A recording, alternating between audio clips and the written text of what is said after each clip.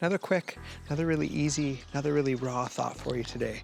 John 3, starting at verse 22. This is John the Baptist and Jesus. John's ministry is beginning to wane a little bit. He's had his moment in the sun where people were coming out in the desert to see him, understanding, being baptized. Jesus himself comes, and now he still has these disciples, and people are still coming, but they're not as much. And his disciples, John's disciples, are starting to see that people are going to Jesus. And they're starting to get a little jealous, and they're starting to wonder what's happening. And they come and they say, people are starting to go to Jesus and not to us. And their hearts are starting to get into it a little bit and wondering, maybe we backed the wrong horse, maybe things are wrong. But John says, look, everything that I have comes from heaven. He said, I'm not the Messiah. I've said that right from the beginning. I'm only here to prepare the way for him. I want people to see him, not me. And so, if people are going to Jesus and he's the Messiah, which I believe that he is, we should be so glad that he's seeing this kind of success. He has to become more and more, greater and greater, and I must become less and less. He's come from above. He's greater than anyone. Man, do you struggle with that kind of an attitude? That God would be more, that we would be less.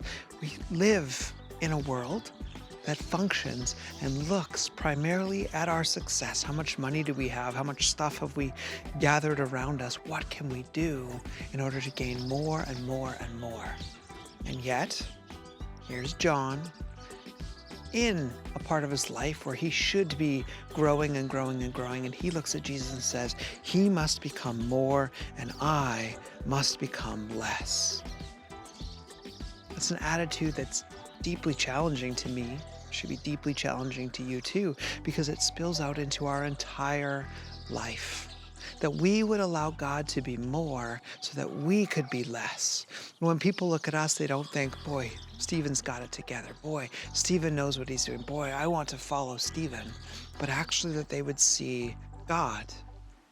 That maybe is where we've lost the plot a little bit. We talk in that language, but our actions don't follow through. We want people to come and sit in our pews. We want people to come and be in our homes. We want people to recognize how great and wonderful we are. But what God's inviting us to do is instead come back to him. Allow him to be enough. Allow him to speak in us and through us. That we would become less. That it's our lives and our actions that speak to who he is, what he's doing. And that people would say, boy, the God that you worship, incredible. That's amazing. Because he's with the Father. He's come from the Father. He knows each of us intimately. And so whether it's you or the people around you or your friends, he knows them better. Allow ourselves to get out of the way, our egos, our hopes, our plans for other people, that we wouldn't manipulate them and control them, that we wouldn't form contempt for them, but instead we would just enter into a space with them and allow God to be the one who speaks to them. That's the beginning of movements that transform cities and lives and sets people free.